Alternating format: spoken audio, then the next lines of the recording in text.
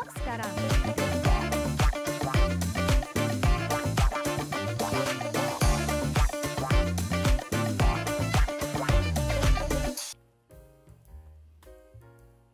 Halo semua, kembali lagi bersama saya Johan di Jurnal Trading ID. Jadi pada kesempatan video kali ini, ya kita akan membahas kembali untuk update dari pergerakan XAUUSD atau gold ini sendiri. Dan juga nanti kita akan membahas area ya, atau zona untuk intraday, terutama di hari Senin nanti teman-teman gitu. Nah, tapi sebelum kita bahas untuk movement ya, daily ya untuk minggu depan itu potensialnya bagaimana, kita mau bahas dulu untuk news ya. Jadi kita mau bahas news, mau bahas OI data ya. OI data, lalu kita juga mau bahas mengenai volume ya yang ada di gold ya. Kemudian kita mau bahas juga untuk COT ya untuk gold. Jadi 4 komponen ini kita bahas. Nanti kita baru balik lagi ke analisa teknikal teman-teman gitu. Oke, nggak berasa ya, kita udah mulai masuk ke minggu kedua di bulan Januari ya, dan berarti market itu udah buka kurang lebih 2 hari ya teman-teman ya, dari tanggal 2 sama 3 yaitu di Kamis sama Jumat ya teman-teman ya, itu market buka. Dan overall sih kalau saya perhatikan memang tingkat volatility yang dihasilkan ya di dalam market itu sendiri memang cukup ekstrim ya. Kenapa? Karena kemarin dia sedang mengalami kenaikan cukup signifikan. Lalu closing di hari Jumat itu diturunin lagi ya harganya teman-teman, di press ke bawah lagi gitu teman-teman ya gitu. Oke, tapi nggak apa-apa ya, itu sudah saya ingatkan juga kepada kalian, dan itu juga udah kita analis di video yang kemarin ya, kalau memang akan terjadi penurunan dilihat dari movement dari 4 hours sama daily-nya dia itu sendiri. Dan kalau kita kan kemarin juga udah tarik Fibo ya teman-teman ya gitu.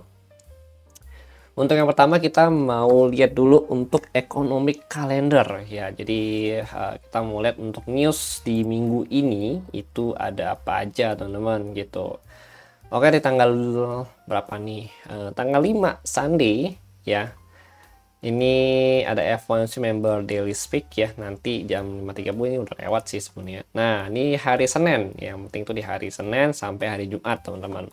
Untuk hari Senin itu dari USD ada di jam 21.45 itu ada S&P Global Service PMI ya. Kemudian di tanggal 7 ya, ini tanggal 7 dari Euro ada CPI ya, CPI bulan Desember semua ini kalau kita lihat ya. Ini masih report bulan Desember. Nah, ini closingan ya, closingan bulan Desember untuk CPI-nya. Lalu ini di jam 17.00 ya, waktu Indonesia Barat atau WIB gitu teman-teman. Lalu di jam 10 malam itu ada ISM Non Manufacturing ya, PMI sama yang price teman-teman, ini dari USD gitu. Ini di hari Selasa teman-teman ya, tanggal 7 gitu. Kemudian di hari Rabu ya, ini minggu awal bulan ya. Ini ada ADP ya, ada ADP, artinya di hari Jumat nanti itu ada NFP teman-teman. Ada ADP, kemudian ada crude oil inventory ya. Kalau untuk ADP itu di jam berapa nih? 20.15 teman-teman untuk ADP ya. Lalu untuk crude oil itu di jam 22.30. Kemudian di hari Kamis ya, Kamis itu ada not auction ya di jam 1, sama ada FOMC meeting minutes untuk yang awal tahun teman-teman. Nah, ini cukup penting ya, karena memang kalau kita bahas-bahas mengenai FOMC, mereka selalu punya gebrakan baru, walaupun sempat beberapa meeting itu template ya teman-teman ya gitu. Oke, ini di jam 2 malam teman-teman ya. Kemudian ada Indonesian Jobless Claim ya di hari Kamisnya di jam 20.30 ya. Ini jobless claim kalau kita lihat 211 ke 210 kurang bagus ya. Bagus ya. Ada sedikit penurunan. Coba kita lihat dulu ADP ada penurunan juga ternyata dari 146 ke 131 ya. Let's see nanti bagaimana teman-teman ya. Ini soalnya yang di report adalah data akhir tahun ya. Data bulan Desember. Lalu untuk NFP bulan Desember nanti penutupan di minggu ini teman-teman. Ya, ada penutupan NFP untuk yang 1 tahun ya. Itu di jam 20.30 di hari Jumat seperti biasa. Ini pendapatan rata-rata per jam. Kemudian ini ada NFP, yang NFP turun ya dari 227 ke 154. Kalau untuk pendapatan rata-rata per jam itu turun dari 0,4 ke 0,3 ya. Lalu untuk unemployment ya, tingkat pengangguran itu masih stabil di 4,2 sama 4,2 gitu teman-teman. Seharusnya kalau emang NFP diprediksi ya, prediknya ini in case dia benar menurun ya, dan pendapatan rata-rata juga menurun, harusnya ini juga meningkat ya. Tapi ya let's see ini bagaimana ya. Cukup seru juga kalau kita mau ngerekap untuk hasil news apa ya, laporan NFP ini selama 1 tahun ya, karena nanti kurang lebih ya kita akan tahu nanti pada saat ini muncul teman-teman gitu ya. Kalau saya lihat sih memang overall kalau dilihat dari data NFP ya, ini masih minus untuk USD ya teman-teman ya. Minus untuk USD artinya masih cukup positif untuk gold ya. Lalu cukup positif juga untuk pair yang lawannya USD teman-teman gitu, seperti Euro, GU ya teman-teman ya, ini cukup positif gitu. Lalu di jam 10 malam ini ada Michigan ya, consumer expectation ya, seperti biasa ini belum ada forecastnya ya. Jadi kita yang bahasannya ada forecastnya aja ya gitu teman-teman. Kalau yang belum ada forecast nanti kita baru bahas gitu. Oke, jadi overall sih memang fokus minggu ini kita ke NFP ya, sama ke FOMC. Nah, ini FOMC awal tahun nih, penting ini teman-teman. Jadi jangan dianggap remeh nih untuk FOMC awal tahun ya teman-teman ya gitu. Ini kemungkinan besar dia akan membahas projection ekonomi yang terakhir dibahas di bulan Desember, itu akan diteruskan lagi di bulan ini ya teman-teman ya. Itu pernah saya forward juga, saya share ke channel Telegram Jurnal Trading ID. Jadi kalian tinggal cek aja, nanti saya juga akan forward lagi teman-teman ya, kita untuk kalian supaya mempermudah. Dan akan kita bandingkan ya perubahannya apa aja sih dari yang pembahasan bulan Desember projectionnya dengan yang projection yang bulan Januari ini teman-teman gitu. Ya, KTC akan lebih sedikit memangkas suku bunga dan akan lebih membebaskan deh, kebijakan moneter akan lebih dilonggarkan gitu teman-teman. Intinya itu kalau kita mau ambil sudut pandang dari si The Fed-nya itu sendiri, supaya apa ya, ekonomi di US tuh semakin bertambah, semakin bertumbuh gitu. Karena bagi The Fed ya, untuk saat ini pun dengan suku bunga yang bahasanya cukup tinggi lah ya gitu ya, ekonomi aja udah bisa grow gitu loh. Nah tapi jadinya dia mau mempertahankan ekonominya, suku bunga saat ini dengan lebih sedikit memangkas lagi di 2025 nanti, dan kemungkinan besar hanya 2 kali pemangkasan ya yang terjadi di tahun 2025 ini teman-teman gitu ya. Let's see ya nih bagaimana supaya lebih jelasnya, soalnya The Fed juga masih menunggu data-data atau beberapa data, terutama nanti kebijakan dari si Donald Trump yang baru yang akan dilantik di tanggal 20 Januari ya 2025 nanti. Artinya kurang lebih 15 hari lagi dia akan dilantik teman-teman. Itu juga akan mempengaruhi game main market ya teman-teman gitu, atau akan jadi game changer juga nanti untuk kita gitu teman-teman. Oke, kalau untuk OI nanti main OI di belakangan deh ya. Nah, untuk volume ya, untuk volume dan OI, volumenya ini sudah mulai meningkat di bulan Januari ya, walaupun belum yang signifikan banget ya untuk yang last volume kemarin di tanggal 3 atau hari Jumat. Tapi setidaknya memang kalau kita bandingkan ya, ini sudah lebih tinggi dari bulan Desember teman-teman ya, dari bulan Desember 2 atau dari tanggal 25-an ya, ini lebih tinggi. Artinya memang sudah terjadi peningkatan volume ya, penjualan sama pembelian atau volume transaksi lah kita ngomongin gitu teman-teman ya gitu, yang ada di dalam market. Dan ini memang masih belum kembali sempurna, maksudnya belum benar-benar kembali pulih ya, karena memang masih 5 week active itu masih ada gitu ya. Nanti mungkin kurang lebih yang saya katakan di video kemarin ya, kurang lebih 1 minggu lah kalau kita mau tunggu untuk benar-benar volumenya itu bisa recovery kembali gitu teman-teman. Oke, karena pasti big player juga masih ada beberapa yang liburan lah gitu ya teman-teman ya. Sekarang kita mau cek untuk COT. COT kita mau lihat dulu.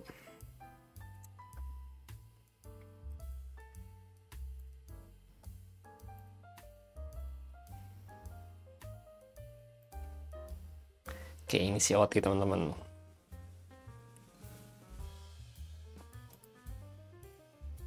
Ini kalau kalian mau tanya-tanya mengenai COT dan OI data ya, ini sudah saya pernah buatkan videonya. Kalian tinggal cek aja videonya, ada di playlist JTSC ya, episode 60 teman-teman gitu. How to read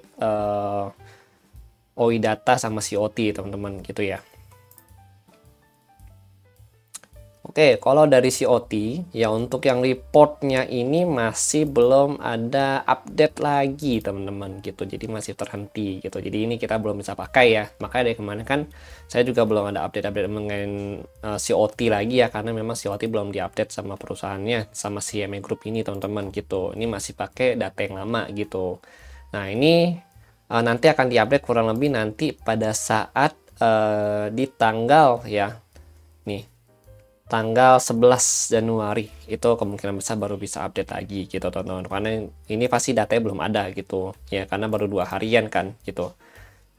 Pasti dia akan update lagi kurang lebih tanggal 11 Januari ya, ini paling cepatnya ya, atau paling ngaretnya itu mungkin di tanggal 18-an gitu teman-teman. Oke, nah ini kita mau cek dulu untuk untuk OI data apakah dia sudah update juga. Kalau OI data sih udah ya, ini tuh tanggal 3 Januari ya. Oke, kalau dari OI data ini kita cek dulu. Dia closing di 2639. 2639 karena dia belum ada harga open, jadi kita pakai harga closing dulu ya gitu. 2639 sebagai patokan aja sih. 2639 berarti 2640 ya. Nah, untuk di atas 2640 kayak 2650 ini masih di call sampai 2655 ya. Lalu 2665 sampai 2670, lalu 2680 ada, lalu di 2700 teman-teman gitu. Yang ini masih jadi target kenaikan tertingginya ya teman-teman ya, dari sini ke sini. Oke. Nah, kemudian kalau kita ngomongin ke bawah lagi ya, ini ada dari 2625, 2630, kemudian 2610, 2615, lalu 2600, dan ada lagi itu di 2580 sama 2585 di sini teman-teman.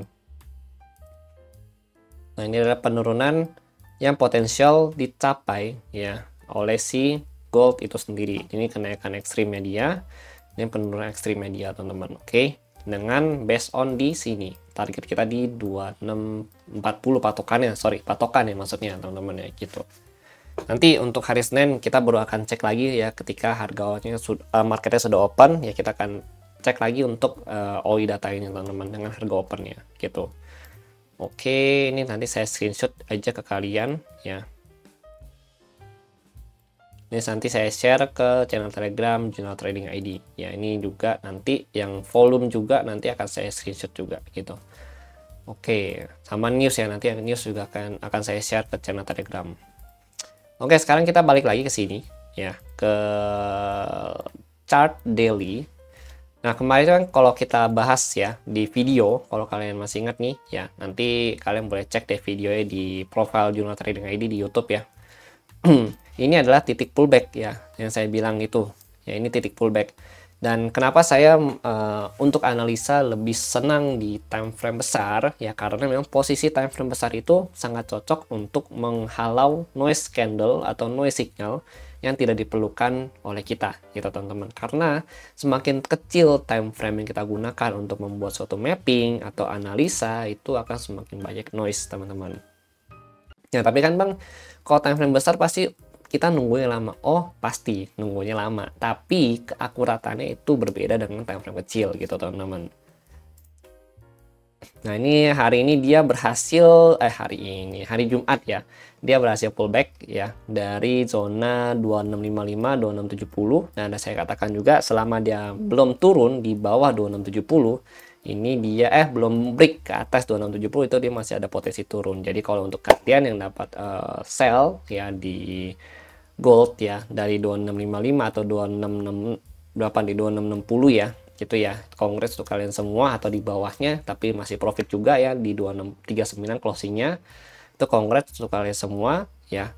Dan kalian perlu perhatikan untuk level support terdekatnya itu ada di 2638. Ini kalau kita pantau nih ya, dia kehenti di sini nih. Dia ketahan ya. Jadi kalau memang nanti hari Senin kalau kalian masih ada sell nih ya, pada saat pembukaan dia belum bisa breakout ya, di sesi Asia deh, kurang lebih kalian lihat sampai kurang lebih jam 9 atau jam 10 gitu ya,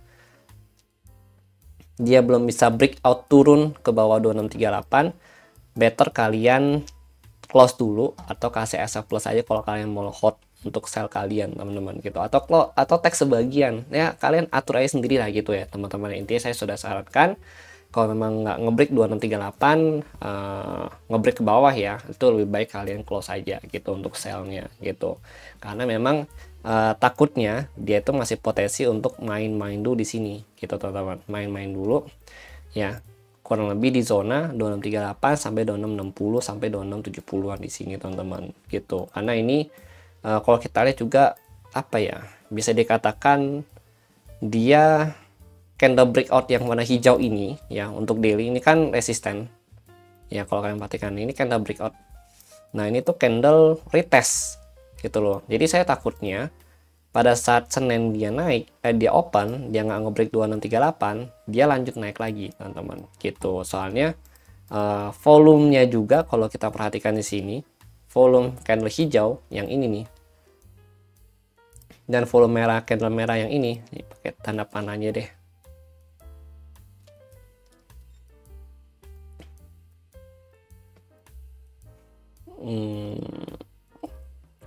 Nah volume yang ini ya sama volume candle merah yang ini itu masih lebih besar candle hijau, karena ini bisa dikatakan sebagai candle breakout yang ini teman-teman gitu, dengan volume yang cukup proper ya gitu, breakout ya gitu. Dan candle merah ini juga kalau kita perhatikan dia ketahan di area support dengan volume penurunan yang memang cukup signifikan juga ya, cuma memang belum bisa lebih tinggi dari yang warna hijau teman-teman gitu. Artinya antara buyer sama seller posisinya masih begini nih, seller buyernya segini, sellernya segini gitu. Jadi kan masih ada gap nih ya untuk nutupin full sellernya itu sendiri, full buyer itu sendiri teman-teman. Itu harus hati-hati gitu, oke. Nah nanti kalau misalkan in case kalian lihat dia balik lagi ke atas, mulai tuh cari ancang-ancang untuk buy ya, dan konfirmasi dulu, kalian cari konfirmasi ancang-ancang untuk buy. Nanti targetnya tektokannya dulu untuk saat ini ya, di sini tektokannya. Nah, tektokan di sini dulu aja gitu loh. Kalau kalian mau nge-hold buy ya, kalau kalian mau nge-hold buy, pastikan dia bisa nge-break di 2670 ke atas gitu. Dia nge-break 2670 ke atas, baru kalian boleh break hold untuk buy kalian dengan target 2670 ya, 2680 ya. Sorry, 2692 atau 2690 lah gitu ya, sampai 2700-an gitu targetnya gitu teman-teman, oke. Nah, dengan syarat dia berhasil break dari sini 2670. Kalau kalian mau sell ya, dia bisa break 2638, nah kalian bisa hold sampai 2617 atau 2600 teman-teman di sini. Oke, nah ini target-target ya yang perlu kalian perhatikan untuk daily teman-teman. Kalau kalian mau hold apa ya, untuk jangka panjang gitu ya, atau kalian mau main agak swing ya gitu ya teman-teman ya gitu. Selama dia masih bertahan di dua zona ini tektokan, ya udah scalping aja gitu, intraday aja, lumayan kok, ini range-nya cukup besar gitu teman-teman. Oke, tapi overall kalau kita lihat memang seperti saya simpulkan di video yang kemarin ya, ini masih downtrend gitu teman-teman. Jadi memang chance dia itu sebenarnya lebih besar untuk turun gitu, chance-nya dia gitu. Oke. Target turunnya itu masih di 262583 gitu, oke. Nah ini untuk intraday zona ya, zona intraday ini sebenarnya patokannya itu ini ya, cuma saya pecah aja supaya lebih mudah ya untuk kalian pakai nanti ya. Yang perlu kalian perhatikan untuk penurunan ya, target dari penurunan itu ada di dua zona ini teman-teman ya. Ini 1, 2, ini target penurunannya. Itu ekstrimnya itu bisa ke zona ketiga, itu di 2527 sampai 2506 gitu. Sedangkan untuk yang ini itu ada di 2559 sampai 2548 gitu, oke. Nah, ini bisa kalian manfaatkan juga untuk zona 1, zona 3 sebagai scalping buy gitu. Artinya jangan di hold untuk buy-nya gitu teman-teman. Oke. Nah, kemudian untuk zona sell ini masih sama. Ya, ini kalau kalian perhatikan nih, ya ini emang jadi area cukup favorit untuk mereka orang ya, gitu ya. Ini 2661, 2673 sell zone. Terus sell zone kedua, jadi sell zone 1, sell zone 2 gitu ya. Atau resisten 1, resisten 2 deh gitu ya.